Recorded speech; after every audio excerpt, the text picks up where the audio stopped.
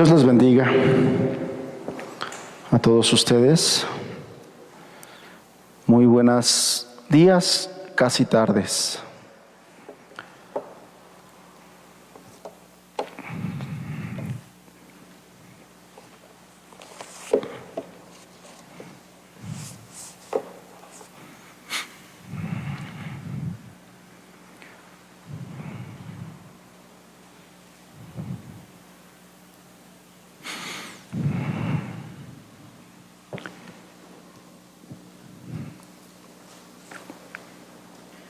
Y que Dios nos bendiga hoy, en este día, en este momento en el que estamos.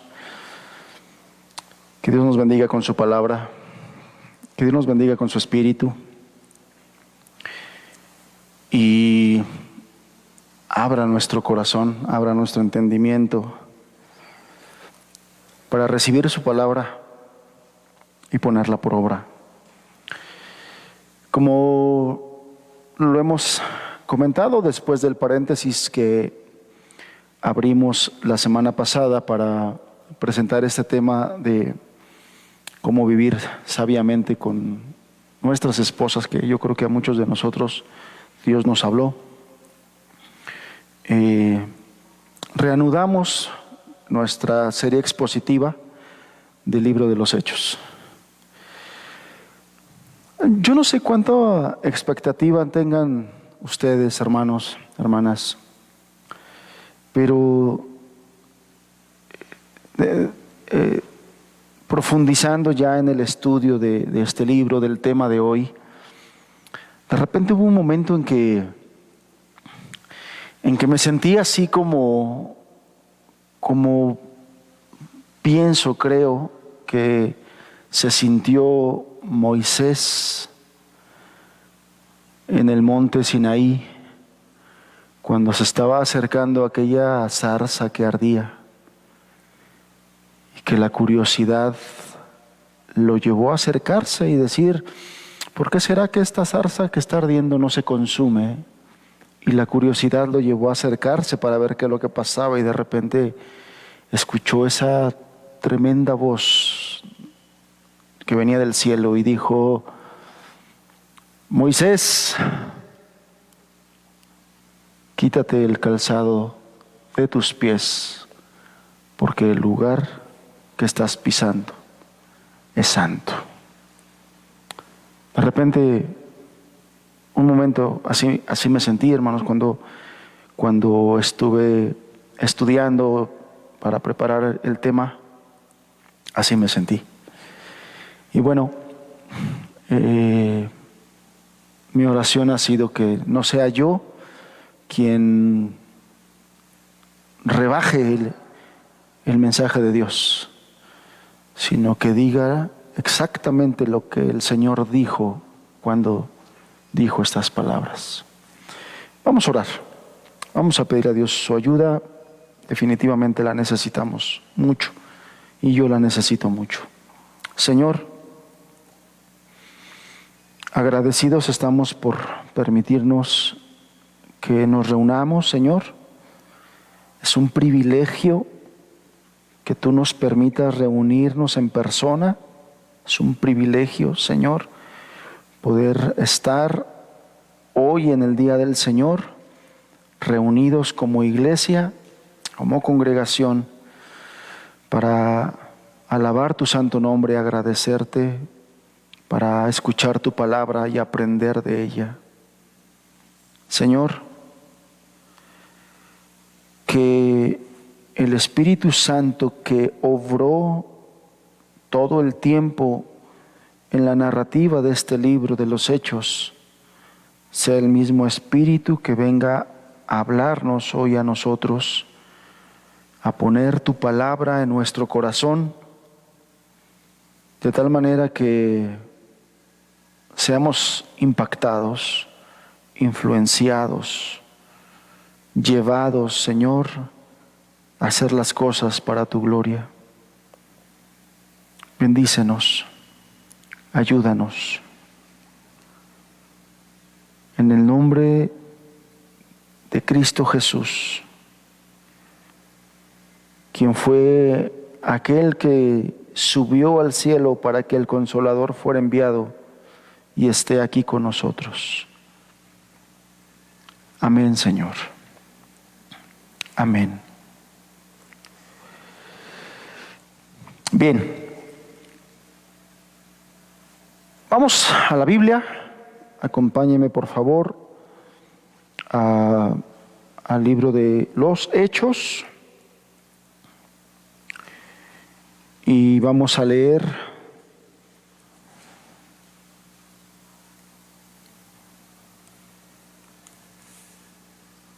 el versículo número... Bueno, como es la introducción, lo que estamos leyendo, acompáñenme desde el primer versículo. Vamos a leer el primer versículo del capítulo 1. Dice: en el primer tratado, oh Teófilo, hablé acerca de todas las cosas que Jesús comenzó a hacer y a enseñar, hasta el día en que fue recibido arriba, después de haber dado mandamientos por el Espíritu Santo a los apóstoles que había escogido.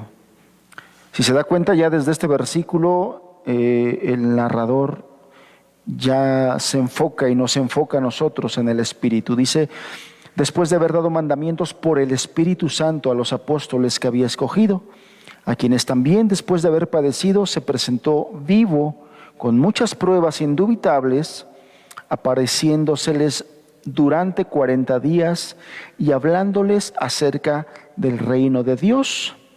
Y estando juntos les mandó que no se fueran de Jerusalén, sino que esperasen la promesa del Padre, la cual les dijo: oístes de mí, porque Juan ciertamente bautizó con agua, mas vosotros seréis bautizados con el Espíritu Santo dentro de no muchos días.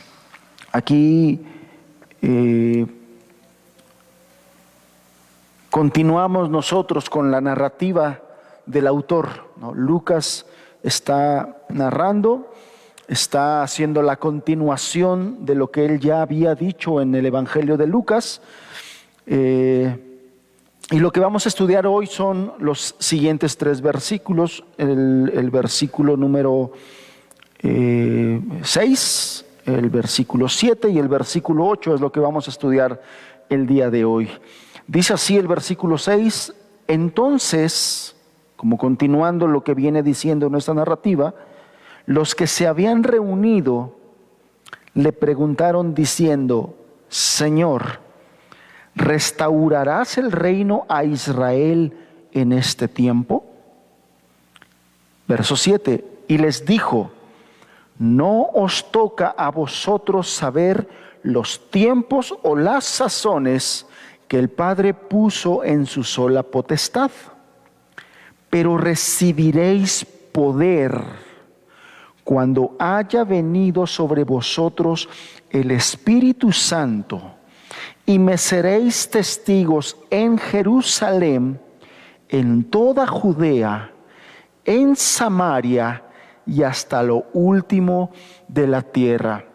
O sea, quiero decir que esto es parte o más bien es la continuación de lo que Lucas viene diciendo, de lo que nuestro hermano Julio nos compartió la semana antepasada, donde ya Lucas les venía diciendo, recuerdan ustedes el verso número 5, el verso número 5 dice: porque Juan ciertamente bautizó con agua, mas vosotros seréis bautizados con el Espíritu Santo dentro de no muchos días. Y si unimos este verso 5 con el verso 8, es importante porque es exactamente la continuación.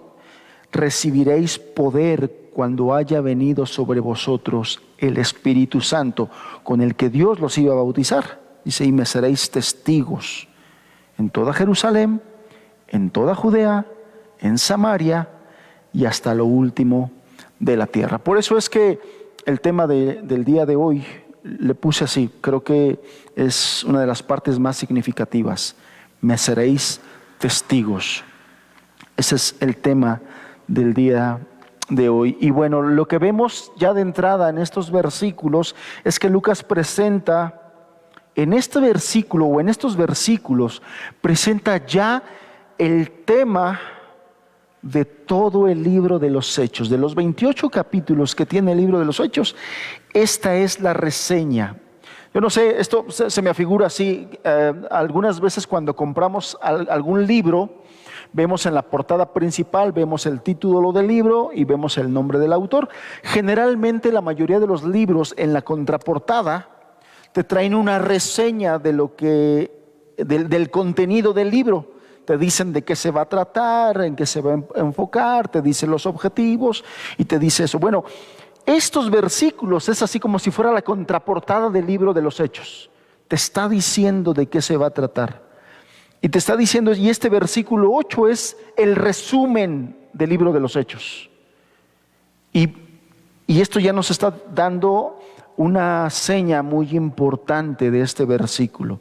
Aquí el Señor Jesús o Lucas está relatando las palabras del Señor Jesús, donde Él les dice: recibiréis poder cuando haya venido sobre vosotros el Espíritu Santo y me seréis testigos. Todo el libro de los Hechos trata de esto, del poder de Dios que fue dado a los discípulos, no solamente a los apóstoles, sino a todos los discípulos del Señor Jesús en ese momento, de toda la obra que hizo el Espíritu a través de la iglesia y de cómo estos discípulos fueron testigos fieles desde Jerusalén hasta todo el mundo conocido en aquel tiempo. Entonces, es muy importante esto que nos está diciendo. Y bueno, vemos aquí dos cosas. Por un lado, nos presenta la promesa del Señor Jesús, nos da una promesa: recibiréis poder, seréis bautizados con el Espíritu Santo. Esa es la promesa del Padre. Y también nos da un mandato: me seréis testigos. Y es en estas dos partes donde quiero enfocar la enseñanza del día de hoy, específicamente en estas dos partes. Y en la parte en la que más me voy a enfocar es precisamente en el versículo 8, aunque quiero dar algunos comentarios acerca del versículo 6 y del versículo 7, debido a la forma expositiva en la que estamos presentando el tema. Entonces, pasamos al versículo número 6, ¿no? Que es la continuación de lo que nuestro hermano nos dijo. Versículo número 6 dice: entonces, que es una continuación de la narración o de la charla que están teniendo en ese momento, los que estaban reunidos le preguntaron diciendo: Señor, ¿restaurarás el reino a Israel en este tiempo? El entonces que encontramos al inicio de la frase o de la pregunta nos une con los versículos anteriores, principalmente con el versículo número 5, donde dice: y seréis bautizados, y donde Jesús está hablando de la promesa del Espíritu Santo. Ese comentario del Señor Jesús, ese mandato, esa referencia a la promesa del Padre de bautizarlos con el Espíritu Santo, es lo que lleva a los discípulos a hacer esta pregunta. Y eso es importante, porque pareciera ser que la pregunta que ellos están haciendo pues no tiene nada que ver con lo que está Jesús diciendo, pero sí tiene mucho que ver. El Antiguo Testamento hace referencia de que una de las señales de la era mesiánica o de la restauración del reino davínico era precisamente el derramamiento del Espíritu Santo. Uno de los profetas que lo anuncia es Joel. Entonces, esas cosas que ellos conocían es lo que los hace hacer esta pregunta: ¿restaurarás el reino de Israel en este tiempo? Entonces yo quiero, para que podamos entender esta pregunta y el por qué la hicieron, quiero que tengamos algunas consideraciones a esta pregunta. Número uno, los discípulos eran personas instruidas en todos los asuntos relativos al reino de Dios. Como ellos conocían el Antiguo Testamento, pues ellos estaban instruidos en todas las cosas que tenían que ver con el reino de Dios. Y eso es una de las razones por las cuales ellos hacen esta pregunta. O sea, ellos relacionaron en su mente las palabras de Jesús, esa promesa, con lo que decían los profetas acerca de eso. Entonces, esta es una de las razones. Otra de las razones es que este tema que venía hablando el Señor Jesús debió haber sido uno de los principales temas que ellos estaban teniendo en el desarrollo de las conversaciones con el Señor Jesús resucitado. Recuerden que aquí el Señor Jesús está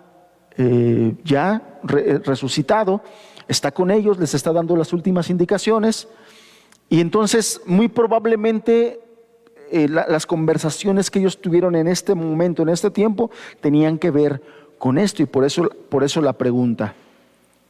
Sin duda alguna, había muchos conceptos acerca del reino que ellos no tenían claro y que necesitaban ser aclarados para ellos. Ellos tenían la necesidad de que se le aclarasen muchos puntos y cuestiones que sin duda alguna para ellos despertaban esa curiosidad, ¿no? Y por eso fue que se atrevieron a hacer esa pregunta. Además de que todos los discípulos, como yo les decía, conocían el Antiguo Testamento y por lo tanto conocían todas las profecías relativas a la restauración del reino de Israel en la persona del Mesías. Ellos habían leído a los profetas y entonces conocían aquellas profecías respecto a la restauración del reino relacionado con la venida del Mesías, y ellos habían reconocido a Jesús como el Mesías. Entonces, al estar ya con el Mesías, de frente al Mesías, y escuchar al Mesías hablar de la venida y del derramamiento del Espíritu Santo, inmediatamente su mente lo relaciona con las profecías antiguas, y por eso viene también esa pregunta a ellos.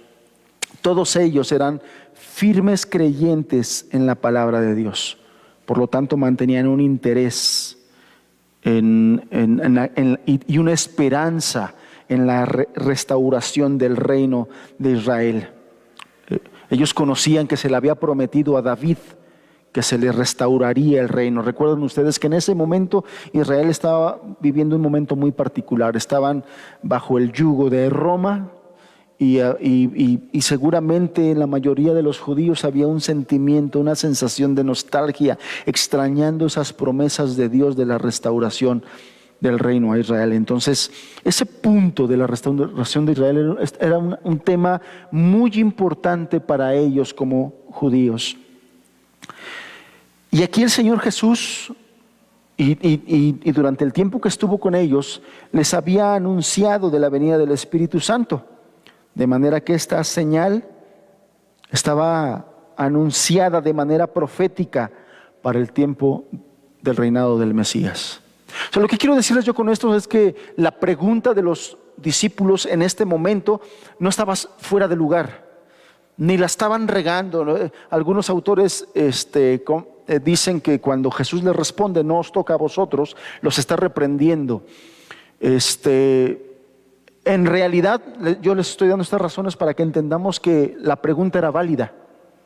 La pregunta estaba coherente en su mente, en su cultura, en sus conocimientos. Había coherencia de esa pregunta, no estaba fuera de lugar. Entonces, todo eso que estaba pasando, lo que estaban viviendo y lo que estaban oyendo por boca del Mesías, coincidía en las profecías del Antiguo Testamento, de los santos profetas, y por eso es que ellos quisieron y demostraron un marcado interés en este tema. Ellos, sin duda alguna, estaban pensando en el reino literal de Cristo sobre la tierra, que tendría lugar en el futuro. Ellos pensaban en la restauración de la dinastía de David y de la gloria temporal del pueblo de Israel. O sea, eso ellos lo tenían así conceptualizado, que el reino restaurado iba a ser terrenal a favor del pueblo judío, que iban a venir la destrucción de sus enemigos, de los enemigos de Israel, y la preeminencia que alcanzaría Israel sobre otros pueblos. Ellos así lo relacionaban, por eso fue la pregunta.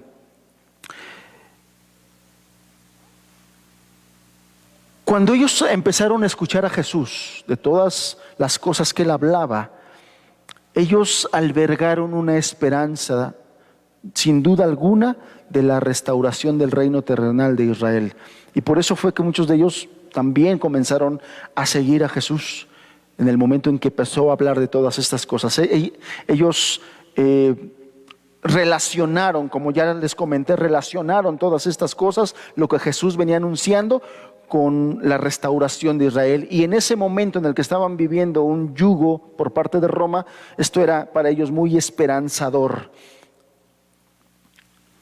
Sin embargo, como vemos en el siguiente versículo, Jesús rápidamente los devuelve a la realidad, como lo vamos a ver. Verso número 7. Verso número 7 dice, y les dijo, Jesús les dijo, no os toca a vosotros saber los tiempos o las sazones que el Padre puso en su sola potestad. Aquí el Señor Jesús sí los escucha, pero inmediatamente los regresa a lo que Él les estaba diciendo, el mensaje que Él les estaba diciendo. Primeramente les dice que a ellos no les correspondía conocer o saber los tiempos o las sazones que el Padre tenía en su solo control. Hay muchas cosas y debemos entender que Dios soberano, hay muchas cosas que Él tiene sobre su solo control. Las Escrituras enseñan muchas cosas del gobierno terrenal y glorioso de Jesucristo en su reino, pero no enseña el momento exacto en que van a suceder. Y esto es específicamente cierto cuando se habla de la segunda venida de Jesús. El Padre esto lo tiene en su solo conocimiento. En la Biblia no nos da ningún relato, ningún momento de cuándo va a ser el día específico en que el Señor Jesús regresará. Y entonces ahí es donde Jesús les dice, no les toca, esto solamente está en el control del Padre. Cuando el Señor Jesús habla aquí de los tiempos, la raíz griega es la palabra kairos, y kairos se refiere a características, a particularidades de épocas y de sucesos. Estas cosas, estas características específicas, particularidades de épocas y sucesos, muchas de ellas están en el solo control y conocimiento del Padre. Y en este tema en específico, así era, y por eso Jesús les comenta eso a sus discípulos. Dios, en su sola potestad, ha determinado todos los aspectos del futuro y de su reino. En eso nosotros podemos confiar y en eso nosotros podemos estar tranquilos. Y es lo que también Jesús estaba queriendo transmitirle a sus discípulos. Dios, en su sola potestad, ha determinado todos los aspectos del futuro y del reino. Pero en lo que respecta a los hombres, esa sigue siendo una de las cosas secretas, si lo queremos ver así, poner entre comillas, que pertenecen a nuestro Dios. Hay cosas en las que solamente el Padre tiene conocimiento. Y de esto lo único que nosotros los creyentes podemos saber es que el reino será establecido en la segunda venida de Jesús. Y eso, bueno, en otras partes como el Evangelio de Mateo, capítulo 25, lo podemos aprender, lo podemos mirar. Ahí se nos habla acerca de esto. Pero el momento específico de la segunda venida de Jesús, hasta el día de hoy, permanece como un secreto para nosotros los hombres. Por eso es que si usted escucha a algún pseudo pastor, pseudo apóstol, pseudo profeta decirle que tal día y a tal hora va a suceder, no le crea. La Biblia nos dice que solamente está en la sola potestad del Padre. Y por cuanto nosotros no podemos saber el tiempo de su venida y que el Señor podría regresar ya en cualquier momento, Esto sí es importante que lo sepamos. Nosotros los creyentes debemos estar constantemente listos para ese momento. Debemos estar preparados para ese momento. Y de este momento vamos a hablar porque precisamente los siguientes versículos habla acerca del regreso del Señor Jesús. Entonces vamos a hablar de ese tema de manera más puntual y de manera más específica. Pero bueno, ahorita es lo único que les comento. La Biblia no nos dice qué día y por lo tanto debemos estar preparados, hermanos, para cuando venga ese día. Y en este sentido, todos nosotros debemos recordar la solemne advertencia del Señor Jesús que nos da ahí en el Evangelio de Marcos. Si me acompañan, por favor, a Marcos capítulo 13, verso 33 al 37.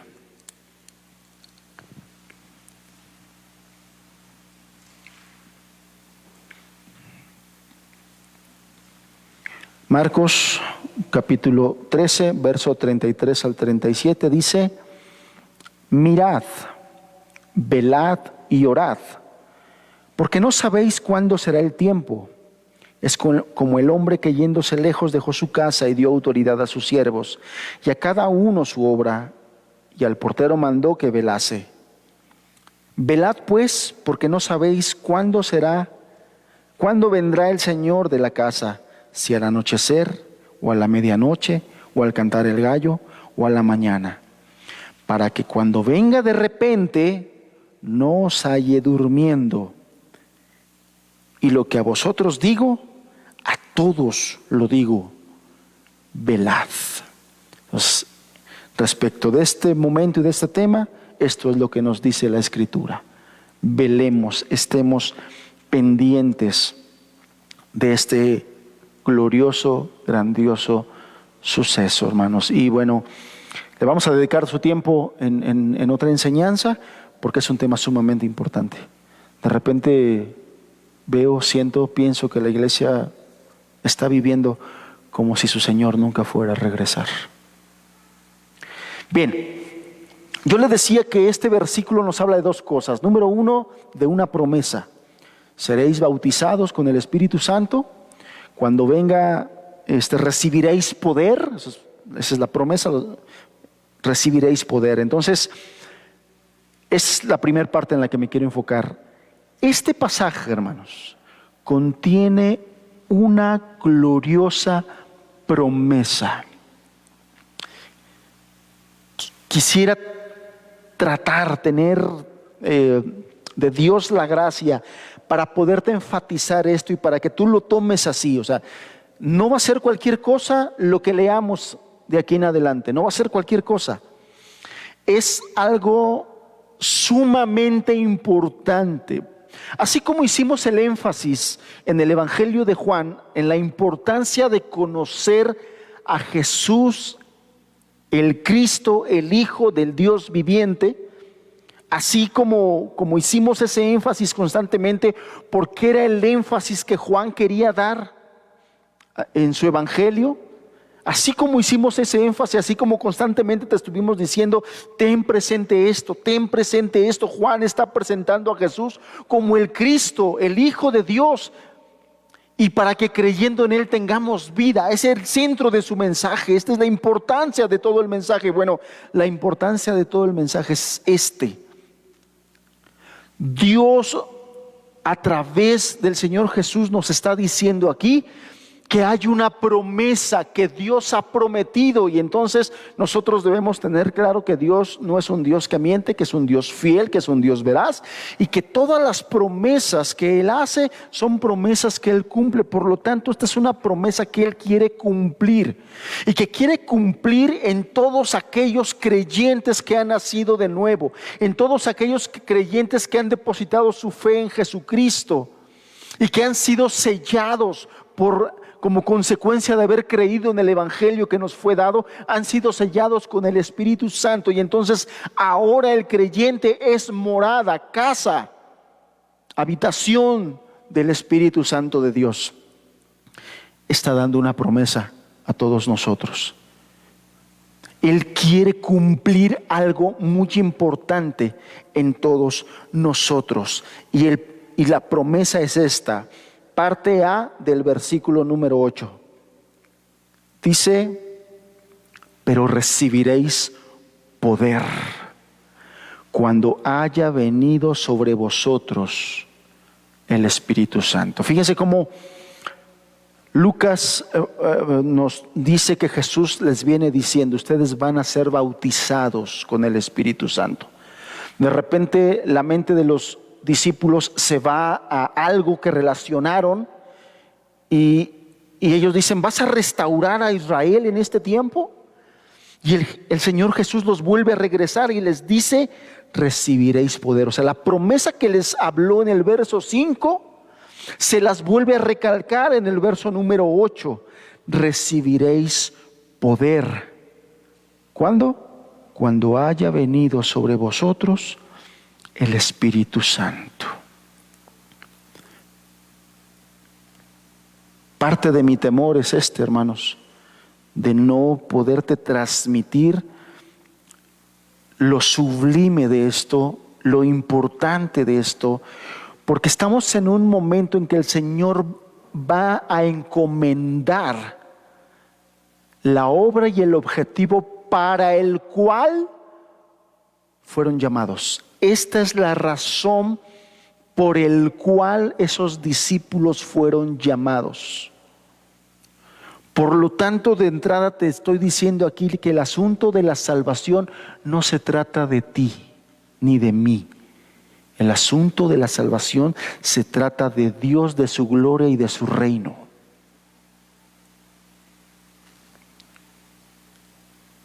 Y entonces, por eso por eso es tan gloriosa esta promesa, porque ante tan grande obra, tan gloriosa obra, necesitamos ser capacitados. Ustedes recordarán aquel Pedro impetuoso, tibio, tambaleante, cobarde. Un hombre así no podría hacer la obra que le iba a ser encomendada.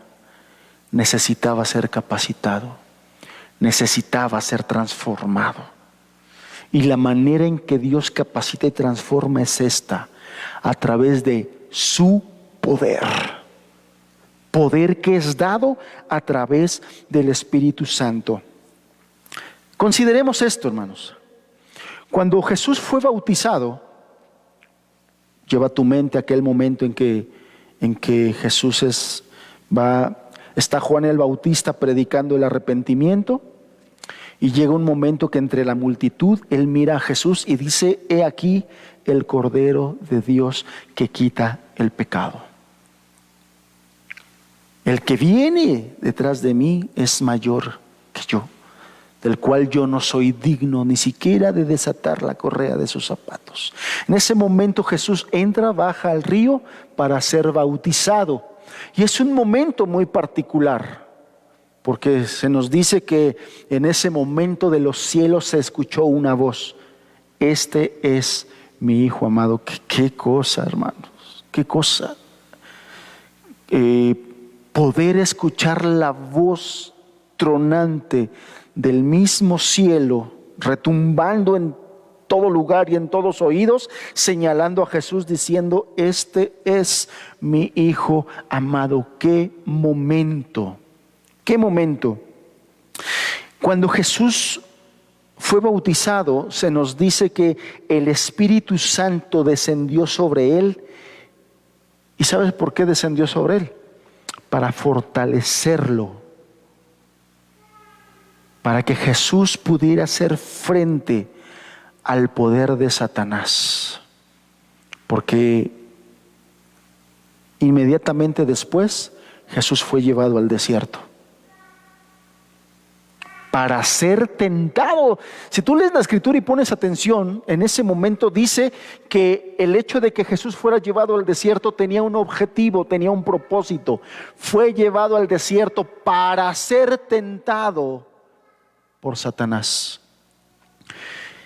Y qué tremenda forma de ser tentado, hermanos. O sea, se le fue con todo. La primera tentación, yo no sé si la recuerdan ustedes, la primera tentación fue cuando después del Señor estar ayunando 40 días y 40 noches, Él tuvo hambre. Yo no sé si tú has meditado en la forma en que el diablo tentó a Jesús. Fíjate lo que vino a la mente de Jesús. Si eres hijo de Dios, si eres hijo de Dios, o sea, si de verdad eres hijo de Dios, ¿qué es lo que estaba pasando?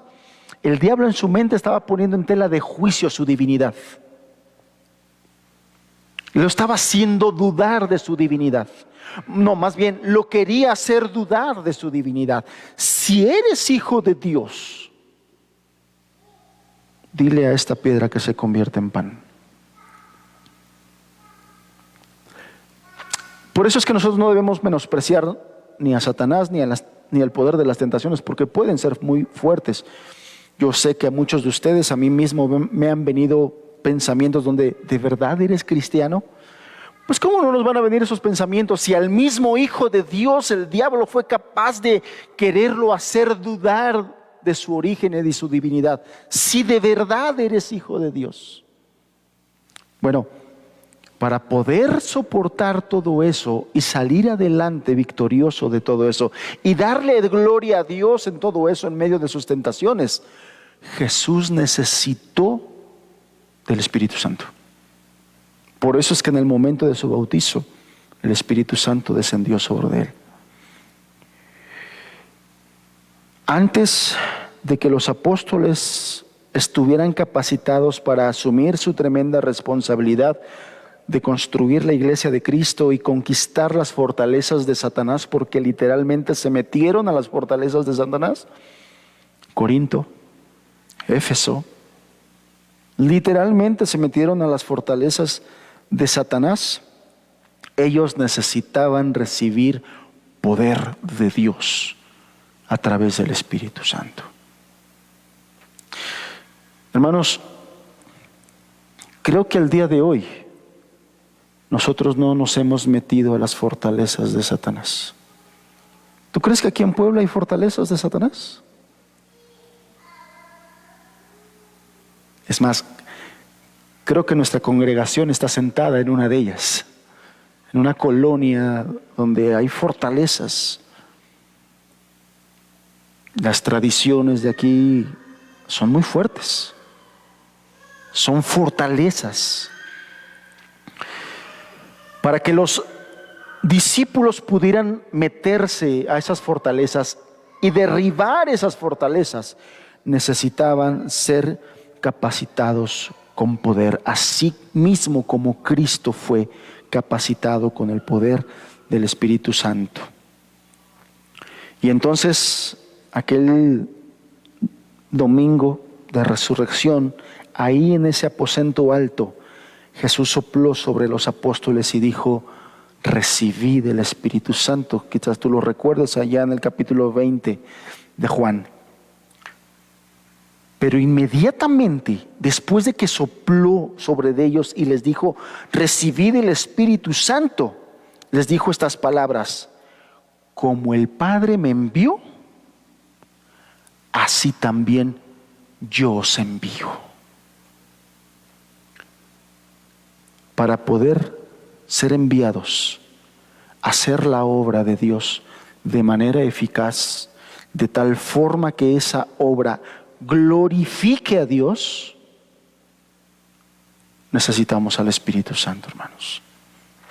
Necesitamos el poder que el Espíritu Santo da.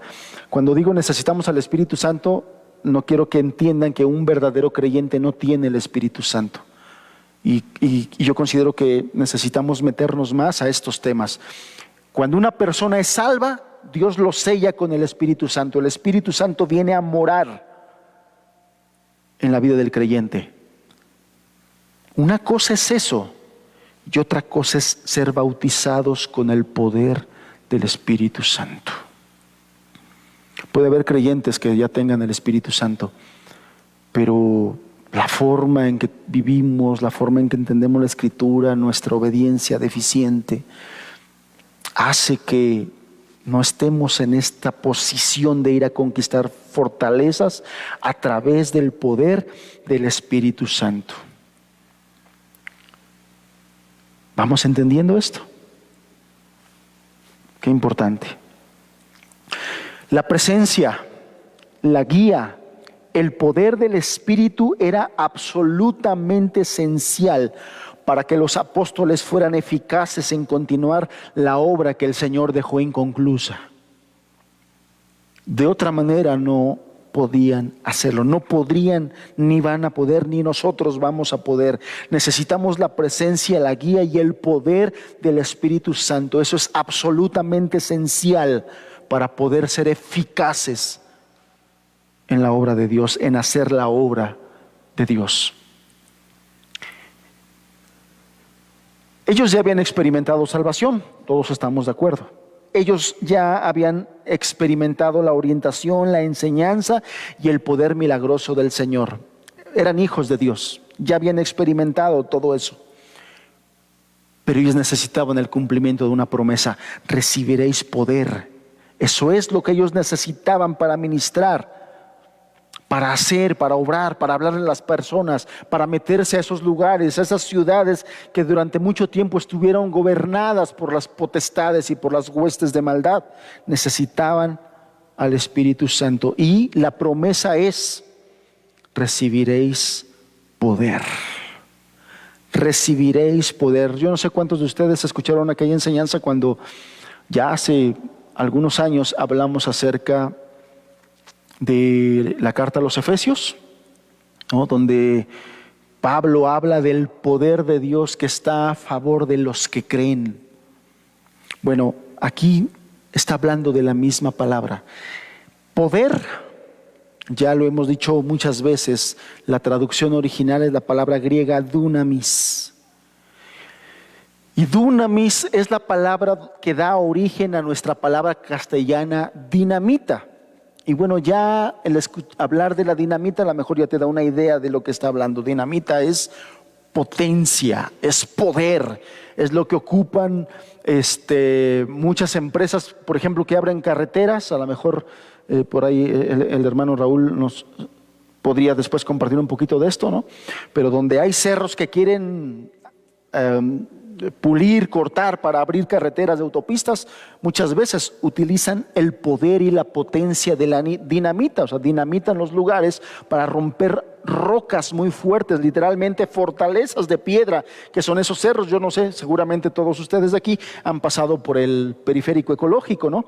Sí se han dado cuenta que las paredes de los cerros es pura piedra, pura laja de cantera, de esa piedra maciza que se necesitó de poder para poderlas derribar, para poder abrir caminos en eso. Bueno, de esto es de lo que está hablando aquí, dunamis, dinamita. Sin embargo, hay otra palabra que en lo particular a mí me gusta un poquito más. También es la palabra de la que se deriva nuestra palabra castellana, dínamo. Y dínamo, a diferencia de la dinamita, y por eso es, de manera personal, es la traducción que más me gusta, es porque dinamita nos da el concepto de que es un poder que estalla, pero se acaba, ¿no? Ya estalló, ya se acabó. Dínamo no es así. Dínamo es un generador de potencia, un poder constante. Y por eso es que esta idea a mí me gusta más, porque es precisamente la idea que nos da la Escritura, el libro de los Hechos, acerca de la obra del Espíritu Santo, constante. El ministerio del Espíritu Santo y el poder no se acabó el día de Pentecostés, que fue derramado, y ese glorioso mensaje del apóstol Pedro, donde se convirtieron 3,000, ahí no se acabó, sino que ese poder fue constante en la vida de la iglesia, y por lo tanto después en otro sermón se convirtieron 5,000, y no solamente en apóstoles, sino en siervos sencillos como Esteban, como Felipe. Ese poder generaba. Por eso es que a mí en lo particular me gusta más la idea del dínamo, porque el poder de Dios es constante. Y esta es la idea que el libro de los Hechos nos da acerca del poder de Dios. Lo glorioso de esto es que todos los creyentes tienen en ello ese dínamo espiritual para el uso de dones, de servicio, de compañerismo, de testimonio.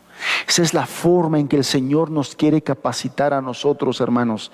Y lo digo así porque no quisiera yo que te enfocaras de que, qué glorioso fue aquel momento cuando Dios le dio a esos hombres esta capacitación. Bueno, al final te quiero decir esto y quiero terminar con esto. Esa promesa no solamente fue para esos hombres, Él quiere hacerlo con su iglesia de todos los tiempos. Y lo ha hecho, bendito sea su nombre, lo ha hecho con la iglesia de muchos tiempos, ha derramado su poder a través del Espíritu Santo, pero también lo quiere hacer en estos tiempos. Y sobre todo, hermanos, lo quiere hacer con nosotros en estos tiempos. Debemos experimentar la liberación de ese poder para poder glorificar a Dios, para poder hacer su obra de manera gloriosa y eficaz. ¿Cómo es? Definitivamente es una vida en que no debe tener contristado al Espíritu Santo por pecado, por vivir de manera insensible en el pecado, por vivir de manera impenitente, no arrepentido. A eso me refiero. No me refiero a que ya no lo hagas o no caigas, me refiero a que no vivas en eso, me refiero a que no te deleites en eso, me refiero a que si caemos nos levantemos en un arrepentimiento genuino, sincero a nuestro Dios, creyendo que Él tiene el poder y quiere levantarnos para su gloria y para su honra. De las formas en que nosotros podemos estorbar este dínamo, este poder de Dios a través de su Espíritu, es contristando a su Espíritu Santo. Y debemos estar constantemente llenos y controlados por su Espíritu. Como lo dice Pablo a los Gálatas, andando en el Espíritu. Como también lo dice en la carta a los Efesios, capítulo número 5, verso 18.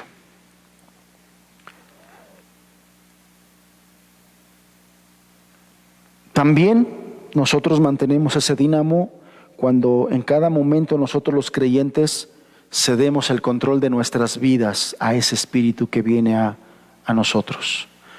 Viviendo de manera sensible, andando en el Espíritu, yo le citaba eso, que es lo mismo que ceder nuestras mentes a la palabra de Dios. Y por eso la importancia de la palabra de Dios. Y por eso la importancia de mantenernos en la palabra de Dios, hermanos. Por eso la importancia del estudio serio y profundo de la palabra de Dios constante. Porque es a través de la palabra de Dios que es influenciada y educada nuestra mente. Es a través de la palabra de Dios que el Espíritu Santo viene a darnos ese anhelo, esa hambre, ese celo, ese deseo, esa esperanza, ese fuego. A través de la lectura del Espíritu, de la palabra de Dios, influenciados por el Espíritu Santo, es que vienen todas estas cosas. Por eso es que cuando tú ves la lectura de la palabra de Dios como un mero ritual, como un deber muerto, es que el Señor no nos bendice, es que no hay un crecimiento, es que no hay un avivamiento en nuestras vidas, porque tenemos a la palabra de Dios como un ritual muerto, como un deber, como que nomás para que por si me preguntan yo les diga que sí lo hago. Si así vivimos, debemos cambiar en eso, debemos buscar de Dios la ayuda y la gracia para cambiar esa mentalidad. Tenemos que entender que es a través de la palabra de Dios que el Espíritu Santo nos aviva, que el Espíritu Santo nos educa, que el Espíritu Santo fortalece nuestra pasión y nuestro celo para hacer su obra. Te voy a leer un pasaje, Efesios 3, verso 16 y verso 20. Que Dios os dé, conforme a las riquezas de su gloria, el ser fortalecidos con el poder en el hombre interior por su Espíritu.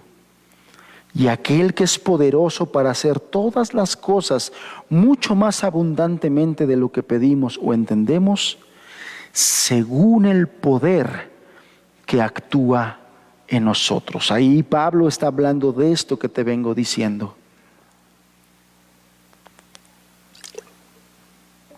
Si lo quieres anotar, Efesios 3, verso 16, y verso 20.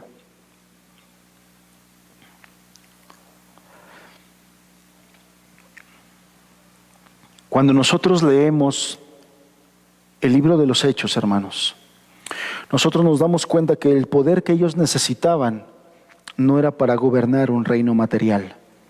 Por eso es que ante la pregunta de los discípulos, el Señor nuevamente los redirigió para que entendieran que ese poder no era para gobernar un reino material, sino para extender el reino en su dimensión espiritual.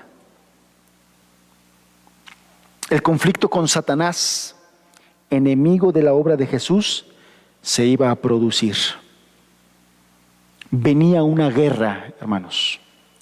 Venía una guerra. Hasta ese momento los discípulos como tal no se habían metido en las tierras, en los territorios y en los dominios del diablo. Jesús sí. Jesús sí. Varias veces liberó endemoniados y los endemoniados suponían, ¿qué tienes con los demonios, perdón? ¿Qué tienes contra nosotros? Jesús sí, pero los discípulos todavía no se metían en esos territorios y necesitaban el poder de Dios, porque la guerra iba a comenzar, porque las dificultades serían de ahí en adelante. Quiero decirte, hermano, que lo habitual en la experiencia de quienes eran enviados a predicar el evangelio del reino son las dificultades. Eso era lo habitual. Las dificultades es lo habitual en una persona que es enviada a predicar el evangelio del reino. Por tanto, necesitan un poder sobrenatural para llevar a cabo la misión. Por eso es que hay algunos predicadores, hombres de Dios, cristianos históricos, que han dicho y nos han exhortado a revisarnos. Si tu vida está muy tranquila, revisa cómo está tu corazón. Si no tienes problemas, si no tienes dificultades, revisa cómo está tu vida, tu celo, tu pasión por el reino de Dios. Porque muy probablemente estás muy tranquilo, porque el diablo te ha dejado tranquilo por cuanto no representas un problema para él.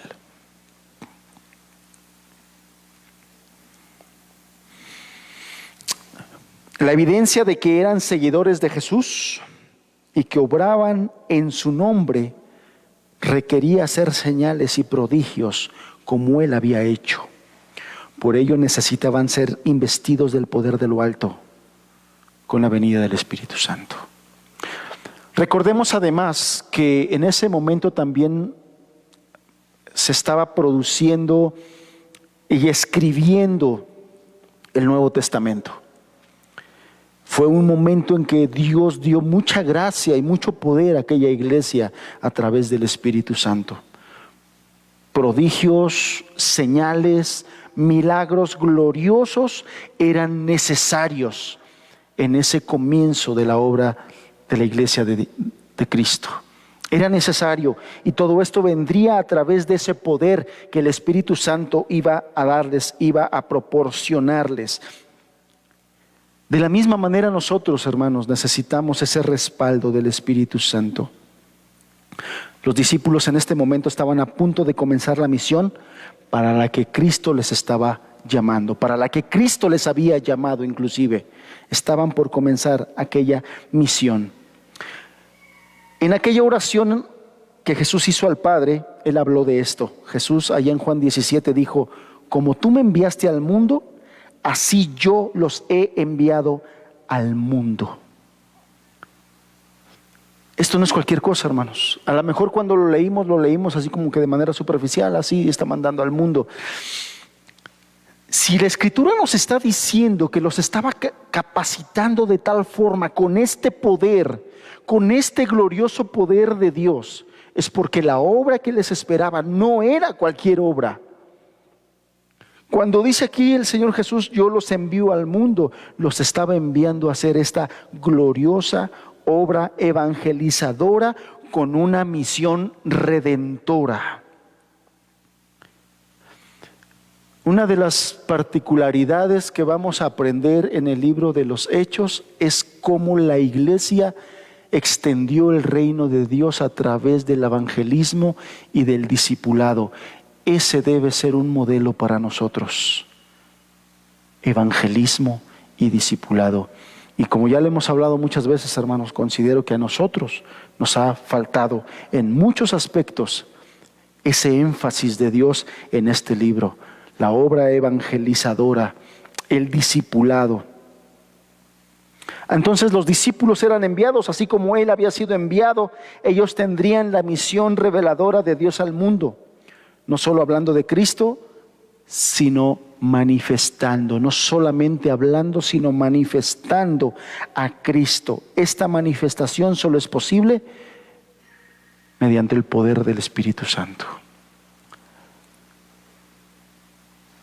Otra de las cosas importantes de lo que Dios está hablando aquí es que no solamente los estaba mandando a hablar del reino, a hablar de Cristo, los estaba mandando a reflejar con sus vidas a Cristo.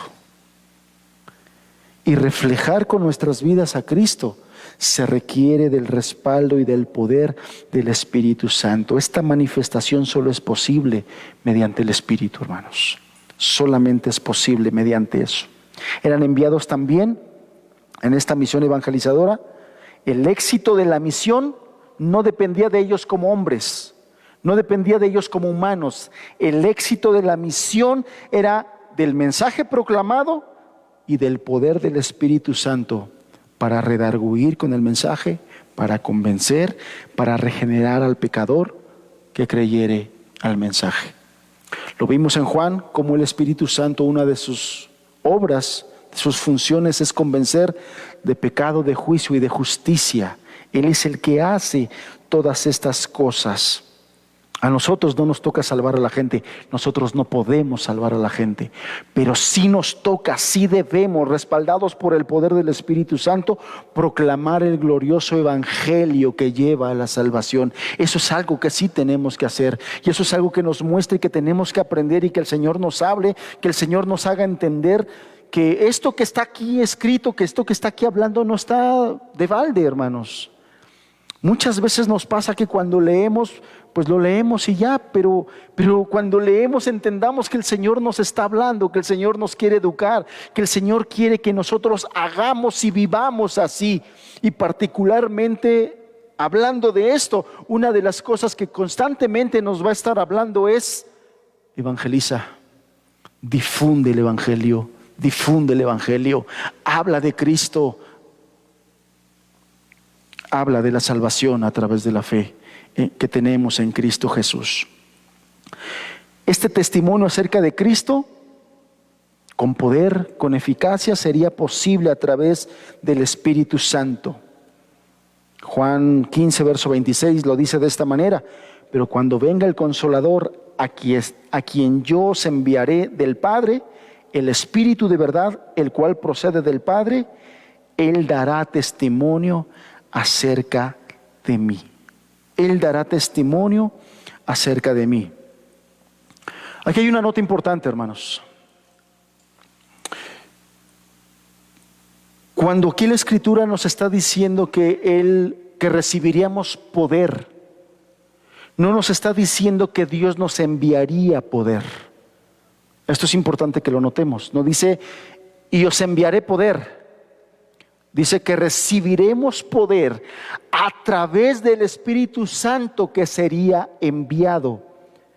Esto es particularmente interesante, esto es particularmente importante, porque nos está hablando de que sería enviada una persona divina. La importancia entonces no radica tanto en el poder, sino en la persona que nos es enviada. Y es una persona a la cual nosotros debemos aprender a relacionarnos con Él, aprender a relacionarnos con ella. Debemos aprender a tratar al Espíritu Santo en nuestras vidas. Y esto es particularmente interesante, particularmente importante, porque muchos creyentes no sabemos relacionarnos con el Espíritu Santo y por lo tanto lo contristamos. No vivimos conscientes de que el Espíritu Santo mora en nosotros, habita en nosotros, está en nosotros y aquí está. Si nosotros viviéramos conscientes de que el Espíritu Santo es una persona que habita en nosotros, que mora en nosotros, que está en nosotros y que aquí está cada día, cada momento, en cada lugar, eso regularía mucho nuestro comportamiento. Eso regularía mucho nuestro carácter. Pero muchas veces perdemos de vista que el Espíritu Santo es una persona divina que nos fue enviada, que vive en nosotros. Y vivimos tan inconscientes de ello, que vivimos, hablamos y nos comportamos como si Él no estuviera aquí. Y por eso lo contristamos. Porque hacemos o decimos cosas que le ofenden, que le agreden, que lo contristan.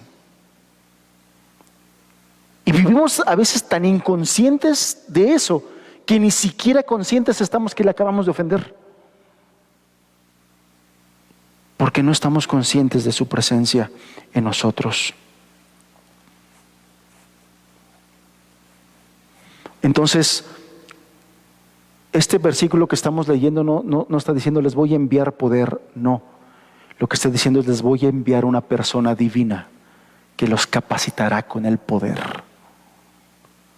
Por lo tanto, si queremos recibir, cuidar y conservar ese poder de Dios para hacer la obra a las que fuimos llamados, debemos aprender a relacionarnos con el Espíritu Santo. Debemos vivir conscientes, debemos estar conscientes que Él está en nosotros y la obra a la que ha venido a hacer, porque una de las formas en las que lo contristamos es que no estamos conscientes a qué fue enviado. Y aquí nos está diciendo a qué fue enviado. Fue enviado sí a consolarnos, no os dejaré huérfanos, sino que enviaré al Consolador. Fue enviado para consolarnos, fue enviado el Paráclito, fue enviado para ayudarnos, el ayudador, fue enviado para defendernos, el abogado, pero también fue enviado para capacitarnos.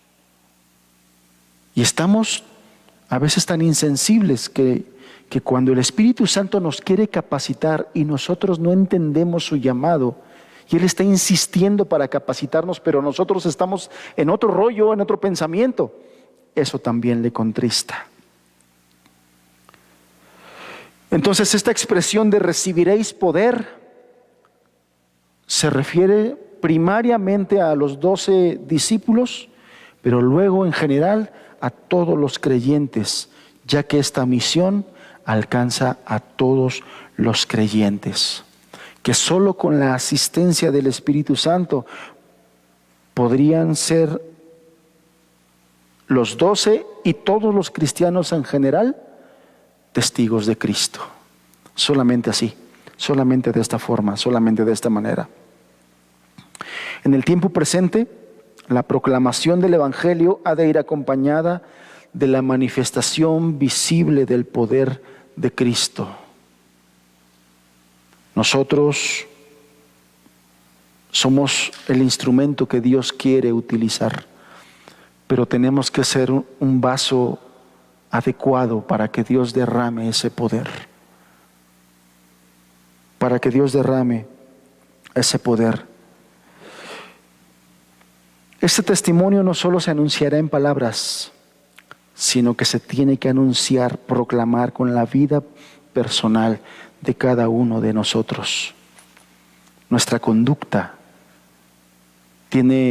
Dios quiere que nuestra conducta alcance a muchos inconversos. Nosotros seremos la única Biblia que mucha gente leerá. En la primera carta de Pedro, Dios habla a las esposas cristianas y dice que a través de su conducta casta, pura y reverente, muchos maridos se convertirían. Y entonces eso no solamente aplica a las esposas cristianas, aplica a todos nosotros. Nuestra vida tiene que ser un testimonio del poder de Dios. Entonces el testimonio de los cristianos acerca de Cristo es exactamente el mismo testimonio del Espíritu Santo. El Espíritu Santo que convierte a cada creyente en un mensaje viviente. Hermanos, todo esto es algo que nosotros debemos estar meditando en nuestro corazón. Mi vida es un mensaje viviente del Evangelio. Mi vida es un mensaje viviente de lo que el Espíritu Santo quiere transmitir a los no cristianos, a los no convertidos. Mi vida es ese mensaje que el Espíritu Santo puede utilizar. Creo que en cada una de estas cosas debemos nosotros meditar, debemos profundizar, debemos mirar hacia adentro de nosotros. Bueno, esta parte es la parte que corresponde a la promesa. Dios nos promete que nos capacitaría con poder. Dios nos promete que nos capacitaría con poder para hacer su obra. Esto es algo glorioso para los cristianos. Nosotros los cristianos debemos atesorar esta promesa, debemos buscar esta promesa, debemos perseguir esta promesa, debemos buscar que sea una realidad de nuestra vida, cada uno en lo personal, de manera personal, de manera independiente, pero también de manera congregacional. Nosotros debemos buscar que esta iglesia esté revestida con el poder de Dios para poder impactar a nuestros vecinos, para poder impactar a los que viven por aquí, para poder impactar a los que tengan contacto de alguna manera con nosotros, para los que nos escuchan, para los que nos conocen. Tenemos que impactar. Pero también es una promesa gloriosa para los no cristianos. También es algo glorioso y debe ser algo glorioso para los cristianos. Yo sé que muchos de ellos no lo van a valorar. Yo sé que muchos no cristianos no van a valorar, no valoran esto, inclusive no están conscientes, ni lo conocen pues. Pero ¿sabes por qué debe ser glorioso para ellos? ¿Por qué es glorioso para ellos? Porque lo que Dios les está diciendo es el que está preparando un pueblo bien capacitado con el poder del Espíritu Santo para alcanzarlo, para que esos no creyentes escuchen el mensaje a través de un cristiano o de una iglesia revestida con el poder de Dios. Lo que está diciendo eso también, lo que nos está diciendo ese mensaje, es que Dios está capacitando a una persona de manera eficaz, poderosa, para que ese no creyente pueda ser impactado y pueda ser no alcanzado. Entonces, estas también son buenas noticias para los no creyentes. Estas también buenas noticias para los no cristianos. Dios está enviando a una iglesia capacitada en el poder del Espíritu para que ese no cristiano pueda ser convencido. Muchos no cristianos están en lo más profundo de su ser anhelantes de conocer testimonios vivientes del Evangelio y del poder de Dios. Vivimos en un tiempo, hermanos, en que más bien muchos no creyentes están tropezados por el terrible testimonio de lo que se dice iglesia cristiana. Por el terrible testimonio que hay de muchos que se dicen cristianos, están tremendamente tropezados. Ya conocerás tú muchas frases, habrás escuchado: para ser como ese cristiano, pues mejor me quedo como estoy. Si yo tengo un primo, yo tengo un hermano, yo tengo un conocido, yo tengo un tío que se dice cristiano, que todos los domingos en la iglesia, pero si tú vieras cómo vive, cómo hace, cómo habla, cómo... y bla, bla, bla, bla. Terribles testimonios. Y hay muchos de ellos que en lo más profundo de su ser quisieran conocer gente como la que la Biblia nos está hablando, como lo que estamos aprendiendo el día de hoy. Gente llena del testimonio y del poder del Espíritu Santo. Esta es la promesa gloriosa que debemos atesorarla. Y si por lo que sea yo no te estoy pudiendo transmitir lo glorioso de esto, hermano, busca al Señor. Métete a tu cuarto, enciérrate y dile: Señor, lo único que le entendí al hermano es que leyó que hay una promesa para mí. Dame esa promesa. Quiero vivir esa promesa. Quiero ser lleno de tu Espíritu porque quiero vivir en la plenitud de tu voluntad. Así como tú quieres, así como tú anhelas, porque mi único deseo es honrarte a ti y solamente a ti. En este mismo pasaje, yo te decía en un principio, hay un mandato. Si me acompañas a la parte B del verso 8, en la parte B del verso 8, dice: y me seréis testigos. O sea,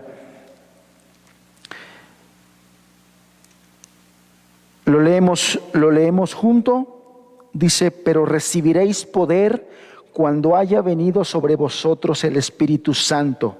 Y como consecuencia de ese poder recibido, me seréis testigos. Hasta ahí quiero que hagamos una pausa porque quiero profundizar un poquito en esto.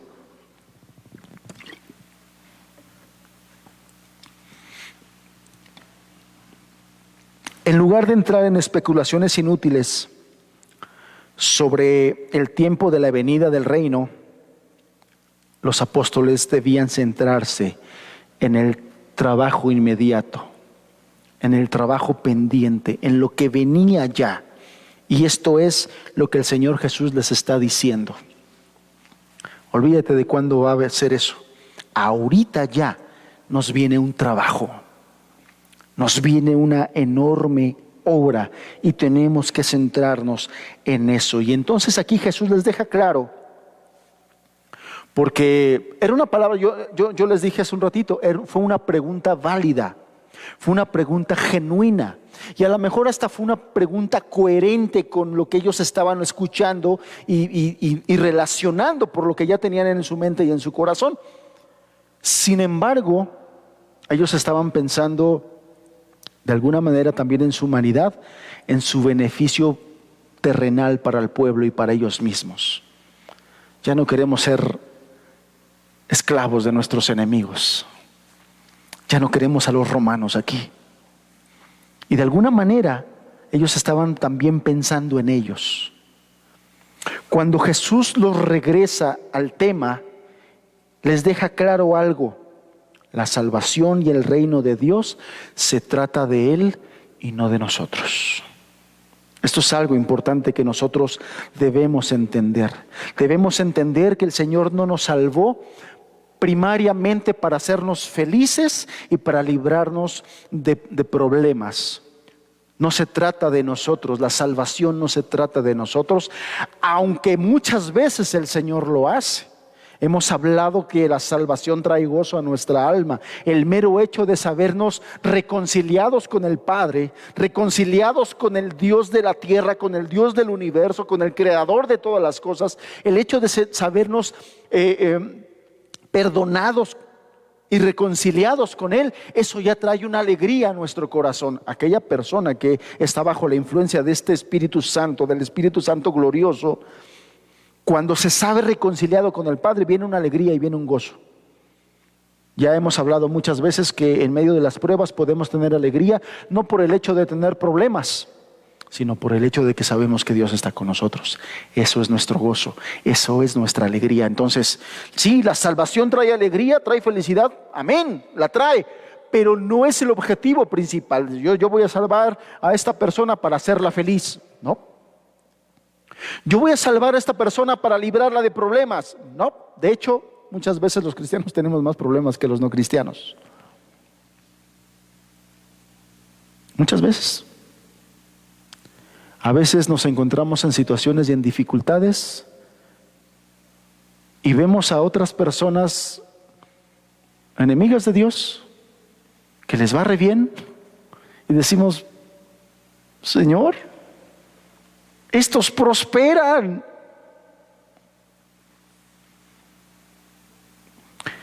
Con lo cual el Señor nos enseña que el gozo de nuestra vida no consiste en los bienes que poseemos, sino Él es nuestra alegría y Él es nuestro tesoro. Pero la salvación no se trata de eso. No se trata de eso, para librarnos de problemas. Tampoco y mucho menos nos salvó para hacernos ricos, como muchos lobos rapaces lo aseveran, ¿verdad? Creo que hemos entendido y Dios nos ha librado del engaño del falso evangelio de la prosperidad. Tampoco es eso. ¿Por qué? Porque la salvación y el reino no se trata de nosotros. La salvación y el reino se trata de la gloria de Dios. Y lo que el Señor estaba haciendo aquí, dándoles la promesa del Espíritu Santo, no era para ellos, no era para Pedro, no era para Andrés, no era para ninguno de los discípulos. Era para la gloria de Dios. Y esto es algo que nosotros tenemos que entender. Esto, hermanos, no se trata de nosotros. Se trata de Él, de su reino, de su gloria. El Señor Jesús dijo esto: buscad primeramente el reino de Dios y su justicia, porque esa es la prioridad, de eso se trata, y lo demás vendrá por añadidura. ¿Y qué demás? El contexto nos dice que viene hablando de el alimento y del vestido. Eso vendrá por añadidura. Sí lo da, sí viene. No he visto justo desamparado ni su descendencia que mendigue el pan. Sí viene, pero no es el propósito de la salvación. El propósito de la salvación es la gloria de Dios y su reino. Entonces esto amerita un amén por parte de cada uno de nosotros. Así es, Señor, así sea, así debe de ser. Él nos salvó para ser sus testigos. La promesa gloriosa del poder del Espíritu Santo tiene un propósito. El propósito es ser testigos para su gloria. Anunciar su reino. Ese es el propósito. Testificar de Él con nuestras palabras y con nuestra vida. A través de la Biblia nosotros entendemos, vemos y aprendemos que un testigo es aquel que ve algo y lo cuenta a otros. Eso es un testigo. Y en la Biblia vemos ejemplos. Por ejemplo, en 1 Juan capítulo 1, verso 1 y 2, vemos cómo el apóstol describe lo que era desde el principio, lo que hemos oído, lo que hemos visto con nuestros ojos, lo que hemos contemplado y palparon nuestras manos tocante al verbo de vida. Hemos visto y testificamos y os anunciamos. Eso es un testigo. Eso es un testigo. Un testigo de Jesucristo es simplemente alguien que cuenta la verdad acerca de Él. Eso es un testigo. Y los apóstoles aquí, como Pedro, señalan que ellos vieron con sus propios ojos su majestad. En 2 de Pedro capítulo 1, verso 16. Ellos son testigos. Lo que vieron, lo que oyeron, eso es lo que ellos cuentan y lo que ellos testifican. Y este fue el objetivo principal para el cual el poder del Espíritu Santo venía. Y la iglesia de aquel momento, la iglesia primitiva, fue tan eficaz, como lo vimos hace algunas semanas, que trastornó el mundo entero. Fue eficaz en recibir la promesa y fue eficaz en cumplir el mandato. Tan es así que la Escritura da testimonio y dice: trastornaron el mundo entero. El Señor Jesús, hermanos, ordena a todos los cristianos, nos manda a todos los cristianos ser testigos con la gran comisión. Acompáñame a Mateo 28, yo sé que has leído este pasaje, pero acompáñame.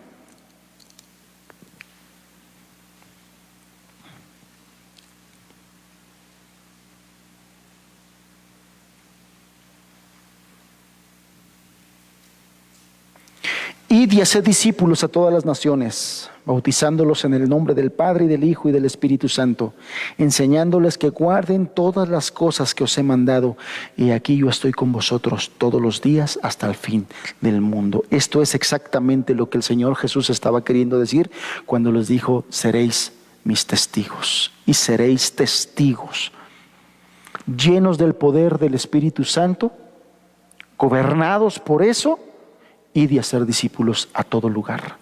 Este pasaje, hermanos, es lo que se nos ejemplifica en los 28 capítulos del libro de los Hechos. Y fueron tanto los cristianos que sellaron su testimonio con su propia sangre. O sea, los cristianos de aquel tiempo esto lo vieron con tal seriedad, hermanos. Con tal seriedad vieron estas palabras del Señor, que la palabra testigo es la palabra griega martureo. de donde nosotros tomamos nuestra palabra castellana, mártir. Y nosotros en nuestra concepción, cuando hablamos de un mártir, es alguien que pierde su vida por causa del Evangelio de Cristo. Y lo tomaron tan en serio estos hombres, que literalmente sellaron su compromiso con el Señor, su obediencia con el Señor, con su sangre y con su vida. Hermosos libros hay por ahí donde tú puedes leer la historia de cómo cada uno de estos cristianos murieron. Pedro, el apóstol Pedro, por ejemplo, murió crucificado y como no se consideró digno de ser muerto igual que su maestro, él pidió que lo invirtieran y que lo pusieran de cabeza. Murió crucificado de cabeza. Mateo fue atravesado por una alabarda, una lanza corta. Otros fueron traspasados por espada, otros fueron lapidados como Santiago. Muchos de ellos sellaron esto, se lo tomaron muy en serio, hermanos. Se lo tomaron muy en serio. No fue una enseñanza de domingo. Se lo tomaron muy en serio, de tal manera que lo sellaron con sus vidas. Y tal cual fue el mandato, dice el texto: y me seréis testigos en Jerusalén, en toda Judea, en Samaria y hasta lo último de la tierra. Comenzando desde Jerusalén, los apóstoles llevaron este mandato del Señor. Y esa obediencia se extendió hasta Judea, hasta Samaria, que eran las regiones vecinas, pero también hasta lo último de la tierra conocido en aquellos tiempos. Hay un libro, hermoso libro, que habla de las misiones, que se llama así precisamente, Hasta lo último de la tierra. Te lo recomiendo mucho. Te lo recomiendo mucho. Lee el libro Hasta lo último de la tierra, donde te narra cómo los cristianos se expandieron, se extendieron y con el poder del Espíritu Santo, con un ferviente deseo de obedecer a su Señor, llevaron el Evangelio a los lugares más escondidos, más recónditos. Este versículo 8 provee el esquema general para el libro de los Hechos. Y siguiendo con ese esquema, Lucas narra la irresistible marcha del cristianismo desde Jerusalén, dentro de Samaria y a través de todo el mundo romano conocido en aquellos tiempos. Y nosotros nos vamos a ir dando cuenta que a menudo que el libro de los Hechos avanza, nos moveremos por esas tres secciones de la expansión de la iglesia. Esto es lo que nos va a narrar estos 28 capítulos. En esto nos vamos a centrar. Y doy gracias a Dios que sean 28 capítulos, porque somos muy tardos, muy lentos. Hemos sido muy tardos y muy lentos para entender la voluntad de Dios. Y esto que nos está diciendo el verso 18 nos los va a recordar por muchas semanas, hermanos. Por muchas semanas, porque necesitamos entender, porque necesitamos llenarnos de ese entendimiento, de esa conciencia de que Dios nos quiere usar para su gloria de esta forma y de esta manera. Este comienzo, en lo que estamos leyendo, debía alterar y alteró de manera dramática el curso de toda la historia hasta nuestros días. Fue algo glorioso, fue algo tremendo, y así nosotros debemos tomarlo, hermanos. Yo le pido a Dios, roguemos a Dios, juntos roguemos a Dios que no dejen que pase más el tiempo, que no dejen que pasen más los días, que no dejen que pasen más los años, y que nosotros no entendamos que el deseo y la voluntad de Dios es que nosotros recibamos el poder del Espíritu Santo con un propósito: extender el reino de Dios, ser eficaces en la extensión del reino de Dios. De esta forma y de esta manera, la difusión del Evangelio y de su mensaje ha continuado más allá de Hechos, hasta alcanzar toda la tierra. Hay libros, yo te decía, llenos de narraciones de cristianos sensibles a este mensaje y que dieron su vida. John Patton, por ejemplo, muerto por los caníbales de tierras lejanas. Y así te puedo hablar de muchos más. Los creyentes de hoy Seguimos teniendo la responsabilidad de ser testigos de Cristo por todo el mundo. Esto no se acota solamente a aquellos tiempos y a aquellos hombres. Esto nos alcanza a nosotros. Es nuestra responsabilidad, hermanos. Responsabilidad a la que hemos reunido, a la que nos rehuido, a la que nos hemos negado. De tal forma que, bueno, los resultados se ven. Nuestra vida testifica de eso. El mundo nos está esperando que la iglesia de Dios se llene de esa promesa del poder a través del Espíritu Santo y podamos ir a hacer su obra de manera eficaz. Esta fue y es la misión para la iglesia hasta el día en que el Señor Jesucristo venga, y no podremos evitarla. No debemos evitarla, hermanos. Debemos llenarnos de ese fervor, debemos llenarnos de ese fuego. Quiero terminar esto con un testimonio. Preparando el mensaje, leyendo en todo esto, vino a mi mente un testimonio que hace tiempo yo había escuchado y te lo quiero compartir. Dice así: Dios hizo muy claro su llamado para ir a China, a Betty. Y después de completar sus estudios en 1931, Betty regresó a servir con la misión al interior de China. Pero el asunto del matrimonio aún seguía en el aire. Aunque tanto ella como John Stam habían expresado sus sentimientos el uno por el otro, John aún debía completar de un año de estudios y no había sido aceptado en la misión al interior de China. Betty se fue a China sin un compromiso formal entre ellos y decidió dejar su futuro en las manos de Dios. Nota el año. En 1932, John se embarcó hacia China para servir como misionero en la misión al interior de China y pudo unirse con Betty. Finalmente se casaron en octubre de 1933 y sirvieron juntos en la provincia de Anhui. Durante el día visitaban comunidades cercanas para compartir el evangelio. Durante la noche ayudaban a dirigir reuniones con otros misioneros del área. El trabajo era difícil, debido a que el área era montañosa y las personas en extremo pobres. Pero los Stam se regocijaban ante la oportunidad que Dios les había dado de compartir las buenas nuevas de Cristo. El 11 de septiembre de 1934 nació la hija de Helen, Priscila. Nació su hija Helen, Priscila. 3 meses después, John y Betty Stam, junto a su hijita recién nacida, fueron arrestados por soldados comunistas hostiles. Después de pasar las primeras noches en una prisión local, fueron forzados a caminar 12 millas con los soldados hacia otra ciudad. Finalmente se detuvieron a pasar la noche en la casa de un hombre adinerado que se había fugado. La mañana siguiente, antes de irse, Betty escondió a su bebé en la casa, dentro de una pequeña bolsa de dormir. Y luego John y Betty marcharon por las calles de la ciudad con las manos firmemente atadas y despojados de su ropa exterior. Camino al lugar de la ejecución, un comerciante cristiano trató de persuadir a los soldados de no matar a la pareja. Sin embargo, él también fue arrastrado para ser asesinado.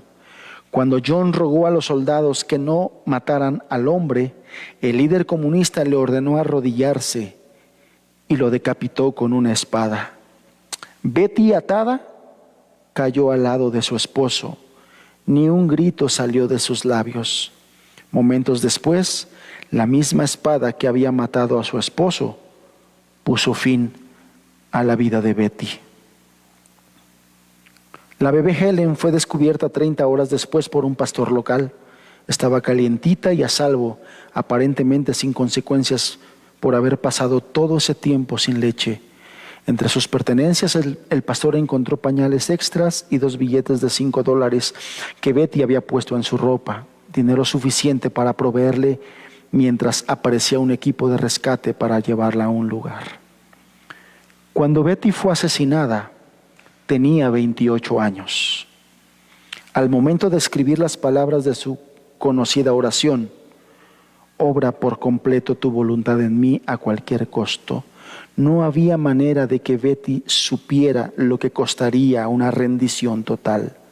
Aunque algunos considerarían que el costo fue exorbitante, Betty había entregado en las manos de Cristo todo lo que era y todo lo que tenía para que Él lo guardase. Un pequeño grupo de creyentes encontraron los cuerpos de John y Betty y los enterraron en una ladera. En la tumba de Betty se lee: Elizabeth Scott Stam, febrero 22, 1906. Para mí el vivir es Cristo y el morir es ganancia. Filipenses 1:21. Sé fiel hasta la muerte y yo te daré la corona de la vida. Apocalipsis 2:10. Betty nació en Michigan, Estados Unidos. Sin embargo, creció en China, donde sus padres eran misioneros. Al cumplir los 17 años de edad, regresó a los Estados Unidos para cursar el último año de la escuela secundaria, seguido por la universidad y sus estudios en el Instituto Bíblico Moody. Durante esos años, Betty escribió una oración que se ha convertido en la petición de muchos otros creyentes que ansían vivir una vida de rendición incondicional a Jesús. Así escribió Betty: Señor, renuncio a mis planes y propósitos personales, a todos mis deseos, esperanzas y ambiciones, y acepto tu voluntad para mi vida. Te entrego mi vida, mi todo, por completo a ti, para ser tuya por siempre. Te entrego todas mis amistades para que tú las guardes. Todas las personas a quienes amo han de ocupar un segundo lugar en mi corazón. Lléname ahora y séllame con tu Espíritu Santo. Obra por completo tu voluntad en mí, en mi vida, a cualquier costo. Obra por completo tu voluntad en mi vida, a cualquier costo, porque para mí el vivir es Cristo. Amén. En este testimonio, hermanos, quise resumir un poquito el sentir de todos aquellos discípulos que estaban escuchando las palabras de Jesús. Tengo una promesa para ti, pero también tengo una responsabilidad. Y la única forma de poder clamar por esa promesa con el anhelo ferviente de cumplir con esa responsabilidad es en un estado de mente y de corazón como el de esta mujer llamada Betty Stam. Te entrego mi todo, mis anhelos, mis deseos, mis objetivos. Te entrego mi vida. El objetivo de compartirte este testimonio es para que nosotros podamos tener un parámetro de dónde podemos comparar si nuestros anhelos, deseos y objetivos son de la misma manera. Y si no, hermanos, que esto nos quebrante y nos lleve al Señor y decirle: Señor, estoy tan lejos de esto. Me falta tanto para esto que quiero pedir tu misericordia y tu gracia para que me acerques a una vida de testigo fiel tuyo. Cerremos nuestros ojos, hermanos.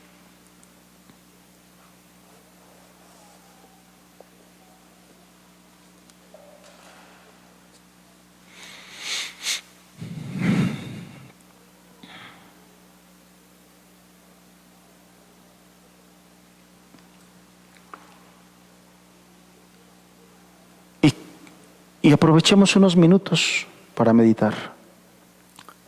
Estamos leyendo el tema eje de todo el libro de los Hechos. Y doy gracias a Dios porque así sea, es decir, que durante muchas semanas el Señor nos repita esto hasta que se nos grabe, hasta que lo anhelemos, hasta que lo deseemos. Hay una promesa para los creyentes. Está prometido el poder de Dios capacitador a través del Espíritu Santo, a través del bautismo del Espíritu Santo, para cumplir con una responsabilidad y un llamado al cual está llamado todo creyente. Y si somos creyentes, nos consideramos creyentes, esto nos pertenece, esto es para nosotros.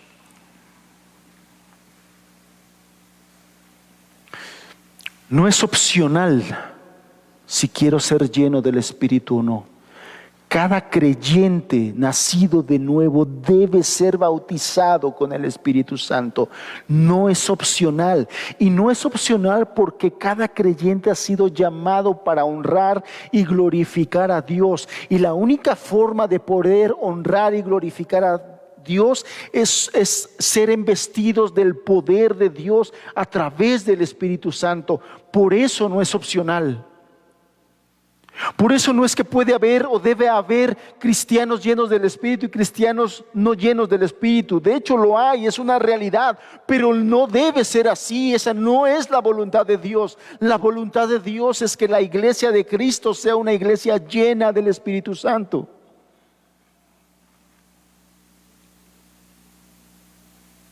Y pareciera que aún en el cristianismo hemos hecho ciertas clases y estratos. Y parece un peor que como que escogemos, yo quiero ser a este, yo quiero ser de este otro, yo quiero ser otro, de este cómodo, de este que no me moleste tanto, de este que me la pase bien en lo que llego al cielo.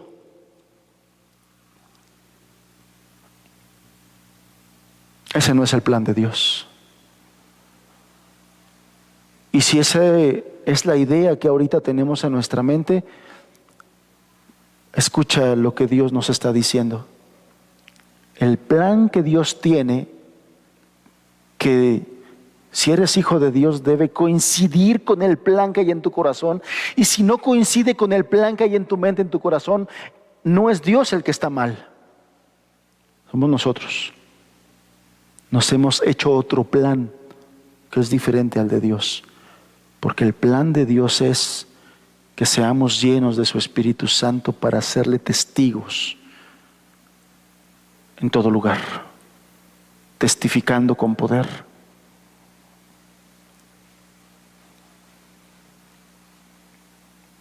No hay otra forma, no es opcional y durante mucho tiempo lo hemos tenido como opción.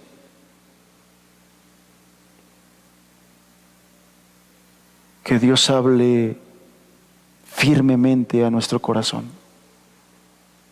Que nos haga entender que si vivimos de una forma diferente a esto, no es porque Él así lo quiere, es porque nosotros así lo hemos querido.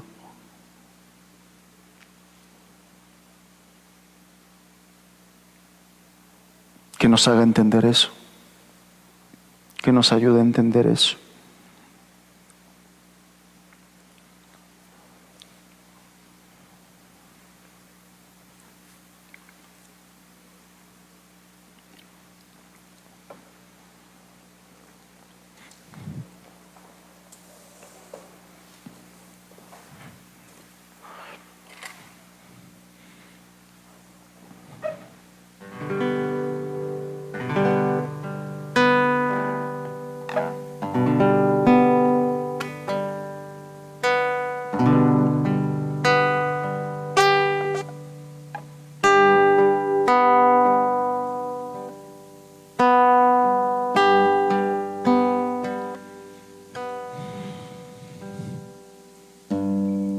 Es tan clara tu palabra, Señor.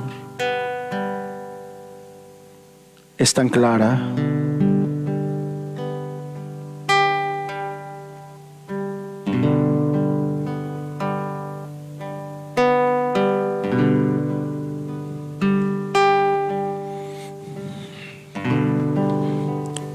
Y aún siendo tan clara como es,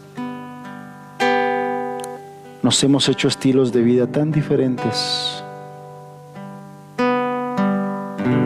a tus propósitos y objetivos.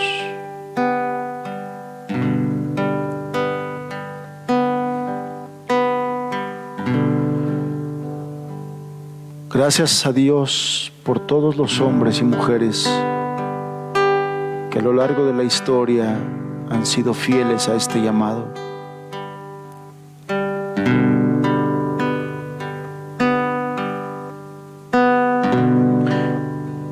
Me queda claro, Señor, que no fue por ellos.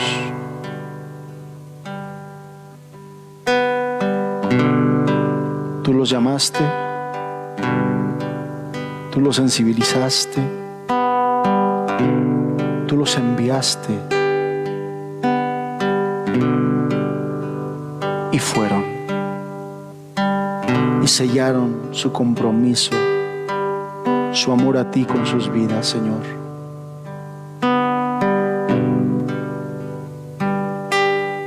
Lo puedes hacer con nosotros.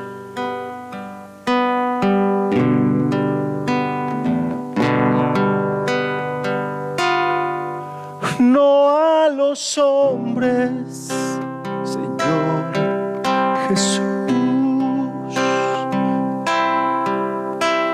sino a tu nombre, Señor Jesús.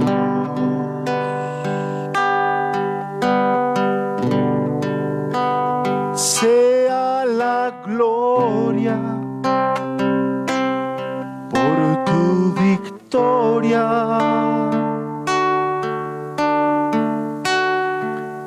en la cruz.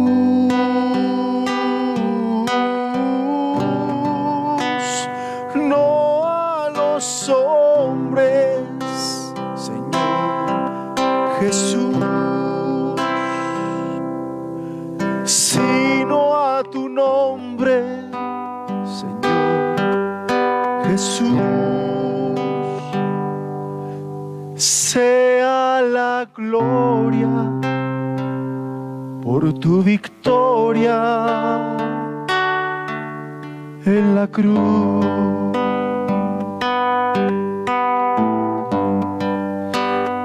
Oh, ven, Señor Jesús, Señor Jesús.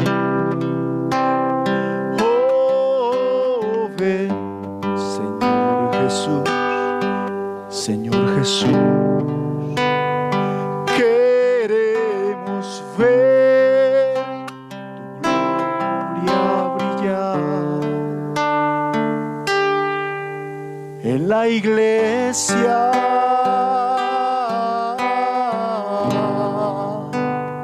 Oh, ven, Señor Jesús, Señor Jesús.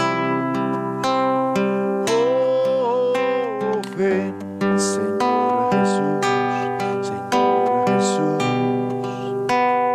Queremos ver tu gloria brillar en la iglesia.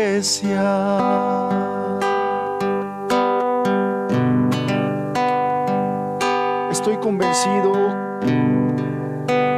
que en una sola reunión, donde terminamos con un canto, va a suceder esto. Necesitamos anhelarlo, hermanos. Necesitamos convencernos que ese es el deseo, el propósito de Dios para cada una de nuestras vidas. Necesitamos de manera personal ir con el Señor, con nuestro Señor, el Señor de nuestras vidas, y ponernos a cuentas,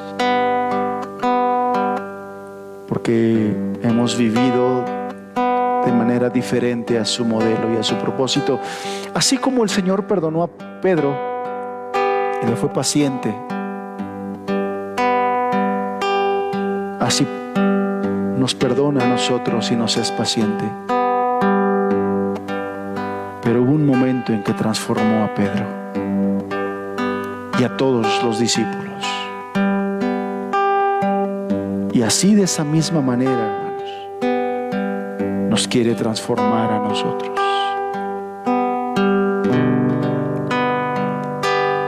Porque la salvación que el Señor te dio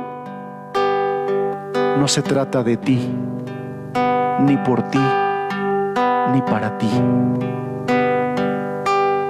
Se trata de Él, de su gloria y de su reino.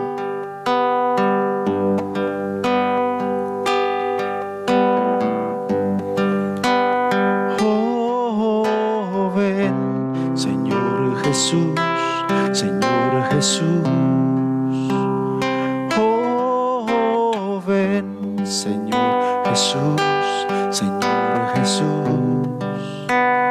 Queremos ver tu gloria brillar en la iglesia.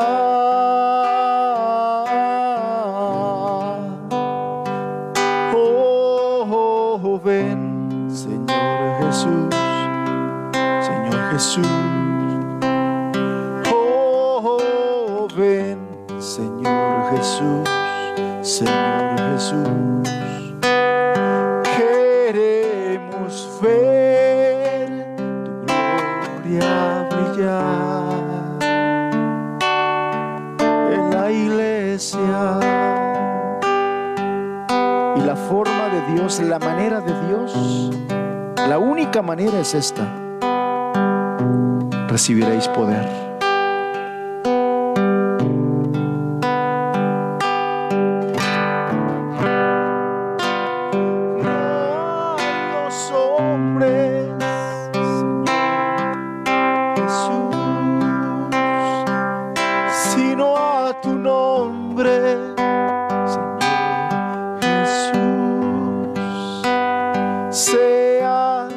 La gloria por tu victoria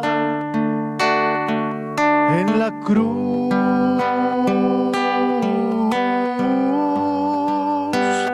No a los hombres, Señor Jesús, sino a tu nombre, Señor Jesús. Sea la gloria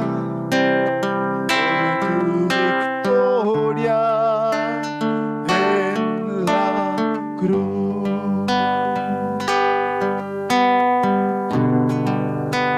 Sea la gloria por tu victoria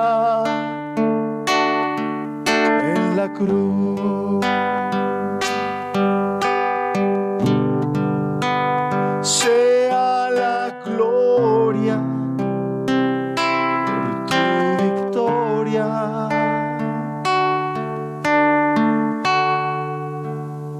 en la cruz.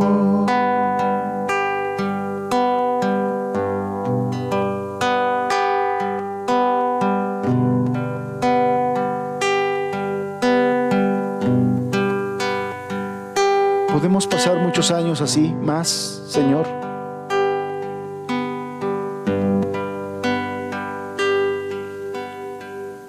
Pero a la luz del testimonio de estos versículos que hoy leímos,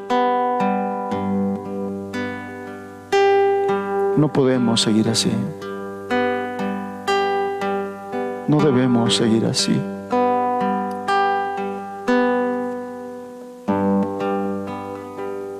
No sé si exista un cristiano verdadero, un genuino nacido de nuevo, que no anhele tu gloria y el establecimiento de tu reino.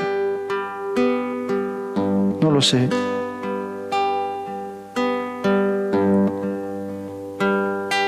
Pero en aquellos en quienes has depositado y nos has sellado con tu Espíritu Santo, avívanos, Señor.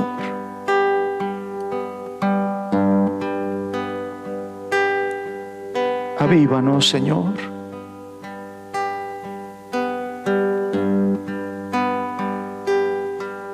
No nos dejes dar menos de lo que tú esperas de nosotros.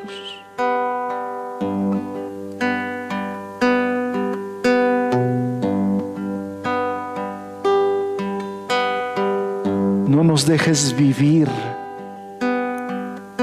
fuera de tu voluntad, Señor, fuera de tu propósito, porque la salvación que nos diste no se trata de nosotros,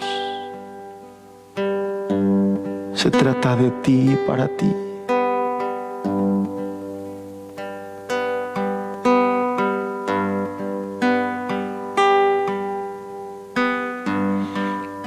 Eso que hiciste en Betty, lo puedes hacer en nosotros.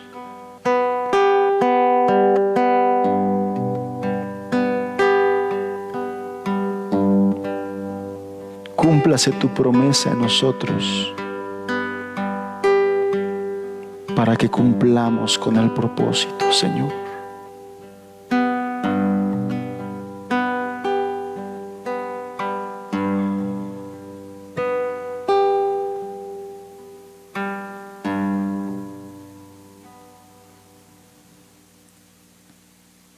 En el nombre de Jesús. En el nombre de Jesús.